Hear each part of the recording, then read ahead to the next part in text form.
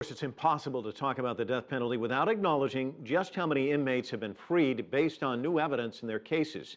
Among them, Kirk Bloodsworth. He was charged in 1984 with raping and murdering a young girl and was sentenced to die in the state of Maryland. He spent nearly 9 years in prison, 2 of them on death row, before DNA evidence showed he did not commit the crime. Kirk joins us live now from Philadelphia. And Kirk, I know you've talked about this dozens of times, but for our international viewers, describe how that experience changed you.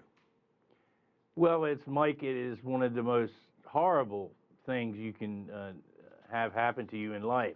It's one of the greatest social injustices of our time, an innocent person sitting on death row for a crime they didn't commit. I think for me, it was a life-altering experience. And you travel around the United States now educating people that if it could happen to you, it could happen to just about anybody. So you've gone from being a fisherman to a full-time advocate. Nearly 150 inmates in the United States alone have been freed from prison after receiving a death sentence. So explain to us why the system is so flawed. Well, we have systemic problems like eyewitness identification and just doing the trials right, in fact. And you know, on this fellow in Texas who is prepared for execution, Edgar Tamaya, if he had his rights violated in any way, shape, or form, he should be entitled to maybe have his sentence vacated.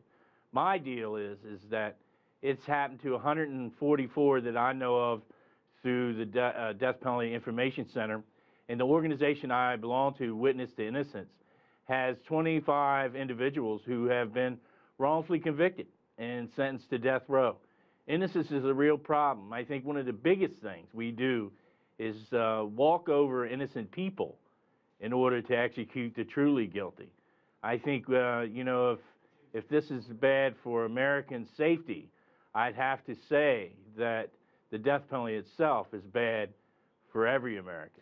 Kirk, when you're on death row and the clock's ticking, if that DNA evidence comes up a couple of days too late, you're gone. So, I mean, talk to me about that process. You know you're an innocent man. You're telling everybody you're innocent.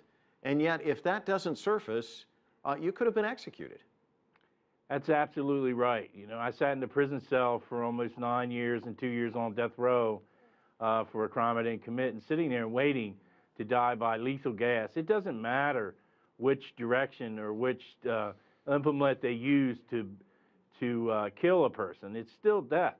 This thing in Ohio was god-awful, sitting there 20-some minutes. And people, we need to think about, having to save these people. I, for one, have seen it so mmany times in the past. So many people, so many friends of mine, like Sujai Graham, Juan Melendez, all these Nathan Fields in Chicago. I could keep naming the list and goes on and on. Ron Connie, who lives in Michigan. This case happened down in New Mexico. One person right after the other. We need to stop executing people before it happens to you. There's no case where you would say it's legitimate. It's not, because everybody keeps going back to that.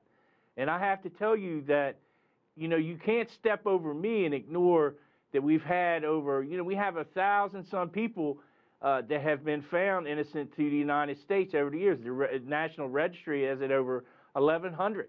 We have almost, 150, as you said, innocent people found on death row. We got to stop. Okay, Kirk, you made your points, and thank you so much for joining us from Philadelphia. We've run out of time, but thank you again for joining us.